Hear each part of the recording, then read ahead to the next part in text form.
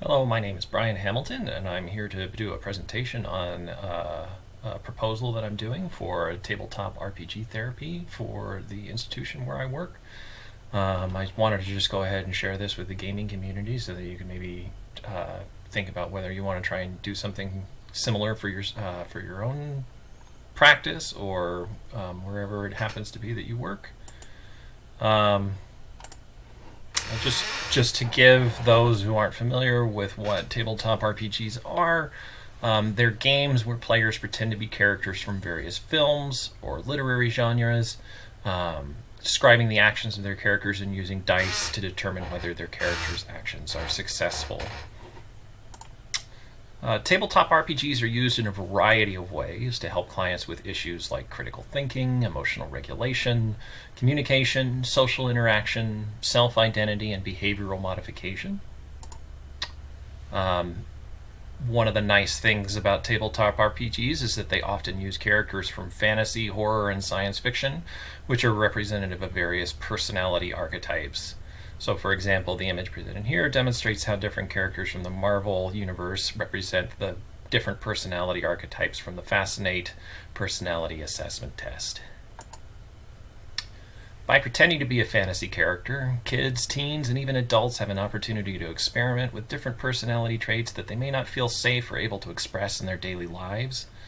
Pretending to be an aspirational character allows individuals to engage in a technique that Richard Watts calls reflecting as if, where they reflect on how they are, choose an alternate version of how they want to be, and act as if they are that person. Through this technique, individuals can learn to grow into the kind of person they want to be.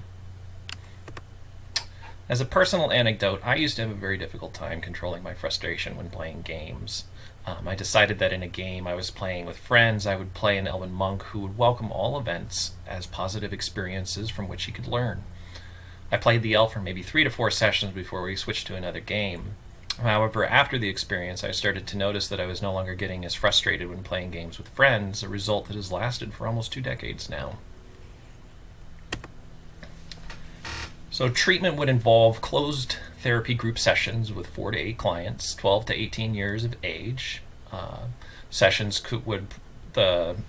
would probably run about 8 to 10 sessions in total.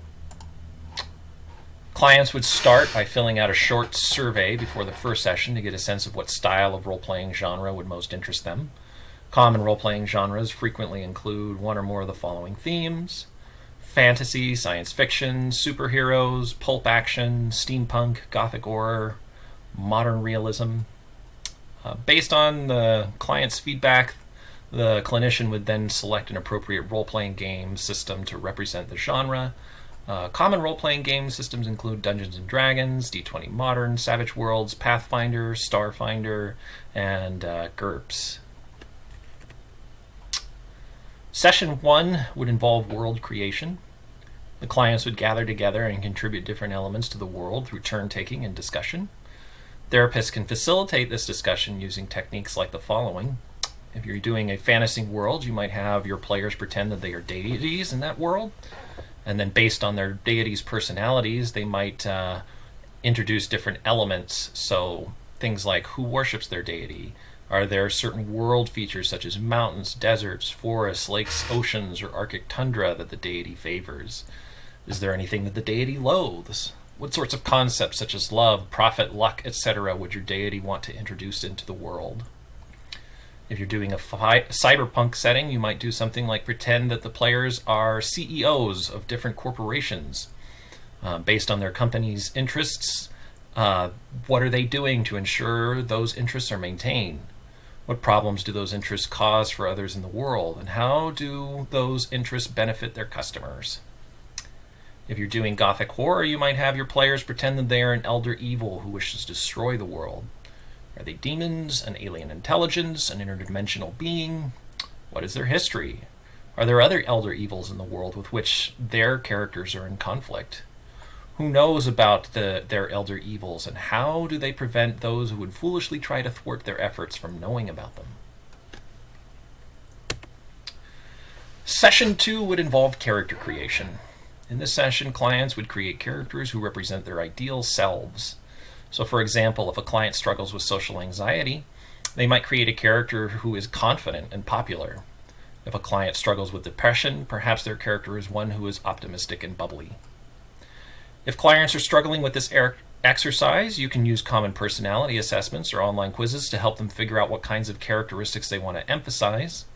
Instead of filling out the assessments based on who they are as people currently, they might want to fill out the assessment based on who they want to be. And there are many online quizzes that are related to different fantasy genres. So for example, there's one that's called What Kind of D&D Character Are You?, which will show you your alignment and your character and your class. You can have your clients take one of these and play the character who comes up as their ideal self. Session 3 will involve adventure creation. The players and clients will brainstorm ideas about what kind of adventure they want to have. Are they fighting a dragon or a giant? Is it in a castle or a volcano? Is there anyone who is able to provide them with help? What kinds of trials do they want to encounter along the way? What rewards await them for successfully completing their adventure? For inspiration, therapists can use Joseph Campbell's Hero's Journey as a reference for figuring out how to structure the adventure. During each session, the clinician will observe clients' behavior. This image was one that I took from this role-playing group, but you might also use the Basque assessments. Clients who demonstrate positive behaviors in session might receive in-game rewards such as magic items, experience points, and/or additional dice they can roll when performing an action to increase chances of success. So, all right, well, that's pretty much my presentation. If you have any questions or comments, you can go ahead and leave them in the comment section below. Again, I want to thank the gentleman who put up the assessment tool on the Tabletop Therapy website on Facebook, because that was very useful in putting this presentation together. And I hope that all of you find this useful and that you might be able to do something similar with your own clients. All right, take care.